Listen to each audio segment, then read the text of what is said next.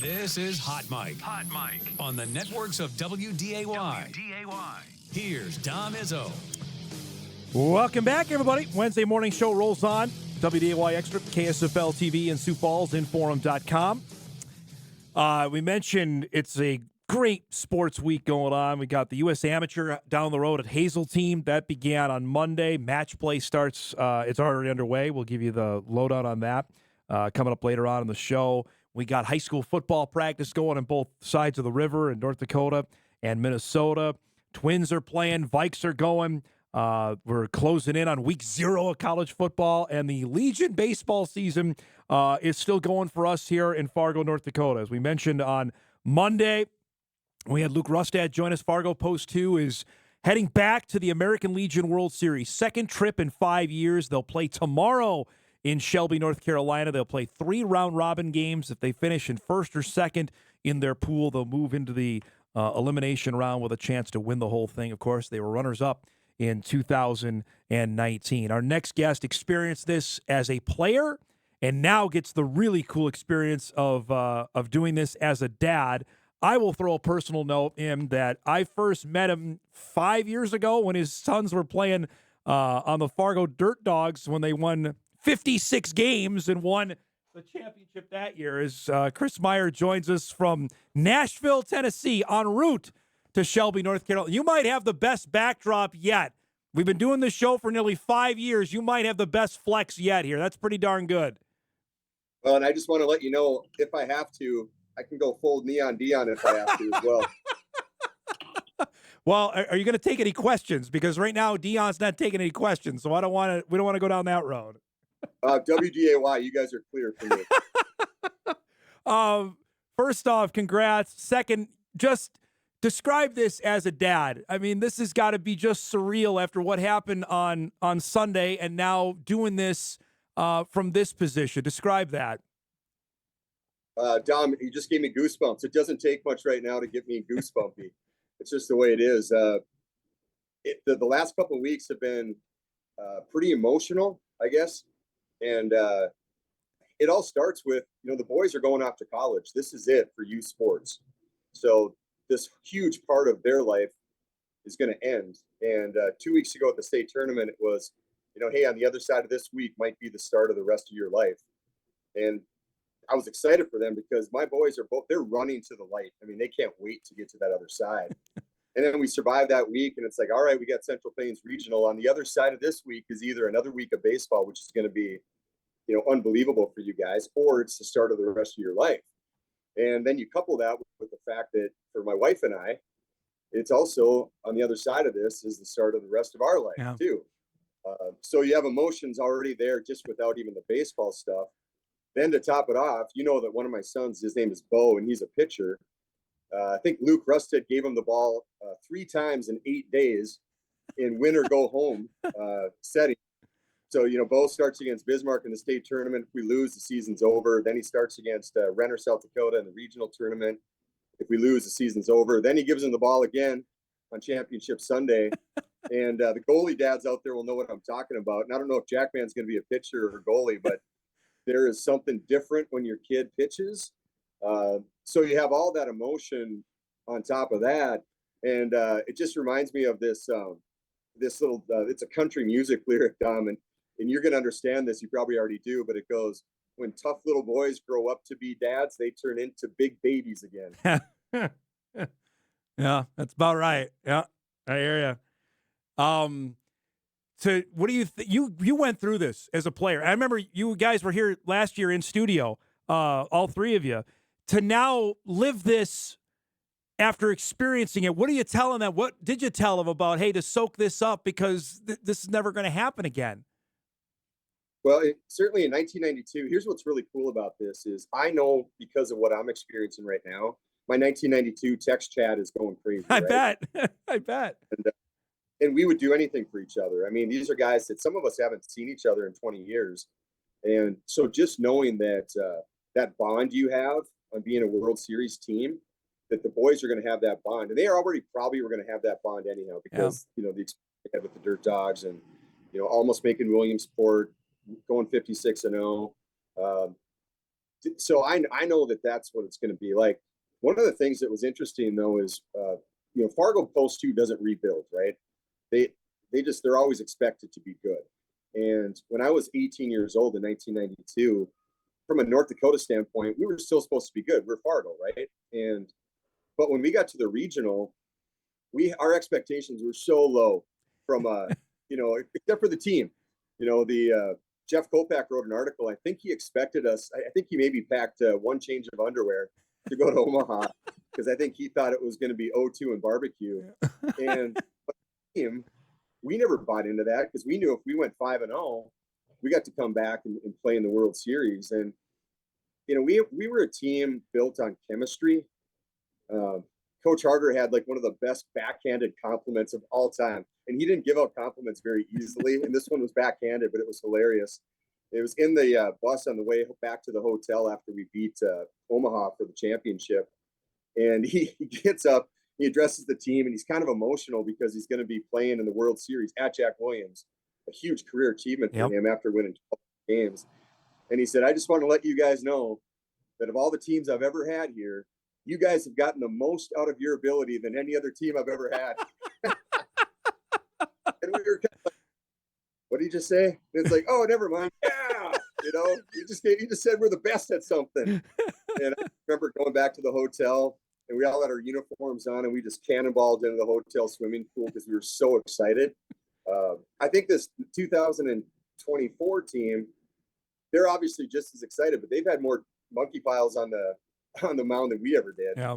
And I also think that when they went into that regional tournament, they were probably considered the favorites. I mean, I bet if you polled the other teams, West Fargo obviously is probably not going to call us the favorite because they're right there with us and they're the rival. But I bet if you check with Iowa, South Dakota, Nebraska, and those guys, I think that they would say, we better make sure we bring our A game against Post 2. To do it the way that they did it, going out of the losers bracket, this is a longtime baseball guy. That's the hard way. I mean, how many times do you think, well, this is it? This is probably last week. How many times does that go through your mind? I mean, certainly as you're watching the innings tick away on Wednesday, so we're losing 2-0 or 2-1 or whatever the heck it was, and the innings just keep ticking away, and you get done, and it's very morose, right? Like the parents the parents all love each other too. This is such a good group. Yeah. And the seniors on that team, you're just kind of wishing that it could end a different way. This should end differently, right? Mike Rarick texted me yesterday congratulating these guys because he coached the Dirt Dogs. Yep. I mean, what a great to have when you're starting off in baseball, right. Coach Rarick. Yep. He texted me, something to the effect of, this has been one of the best teams to watch play all season. He knew it was going to end the way it did, right?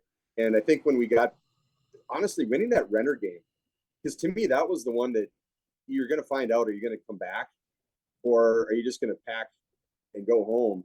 And I don't think anybody that's watched these guys play for years thought that they were going to go down easy.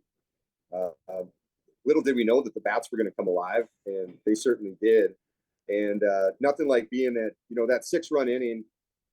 I got to tell you, so superstitions, right? Baseball is about superstitions. No doubt. As soon as we started winning games, you should see the parents. The parents literally go to the same spot in the bleachers, the same people. I know there was dads that didn't change shirts for 3 days, no joke. And then I'm one of those guys too, that once something starts working, so I started listening to music during the game to calm me down. But during that 6th inning, when we kept getting guys on base, Landon gets the hit, Oshak gets the bunt hit. So I'm listening to music, but if a guy gets on base, I start the song over again because I don't want to jinx it, right? So I've got Don Henley, Boys of Summer playing. Pretty appropriate, right? Yep. And 6 guys got on base, and there was a pitching change. So I think I listened to that song for about 25 minutes straight. It's pretty. Tomorrow, Fargo Post 2 plays its first game against League City, Texas. As Luke was telling me, they're the reigning champs. 9 a.m. Central Time. We visited with Tim Polasek yesterday because, as people know, your son Landon is going to be playing for the Bison, and Tim was gracious about this. Understanding, go play, go enjoy it. When you heard that, you read that, I know in Jeff's story, you mentioned the others, their world begins whenever this run is over. For Landon, it's Bison football, and it's got to be crazy that he's trying to balance both right now, right? Well, it's not only him, Landon. So Landon, he loves the game of football. I mean, I think most of the people that knew Landon thought he was going to be a baseball player, but in his heart, and it's right. Like I always told him, I said, you got to marry the girl you love, not the one you like. And when he picked football, it was not a surprise, I guess, to those of us on the inside. Bison family, that's where I met my wife, was at NDSU. It's a special place to us. Landon and Bo have been going to Bison games since they were, we brought them as basically babies and put earphones on them. And he's going to be excited to get back there. But Coach Polisek and Coach Hedberg both were college baseball players. Yep. They knew all about Post 2. I remember them telling us, hey, we know all about your brother. We know all about the Leiningers. We know about Post 2. We know this is going to be a good team. So they were so positive to say, just go play baseball with your buddies one last year.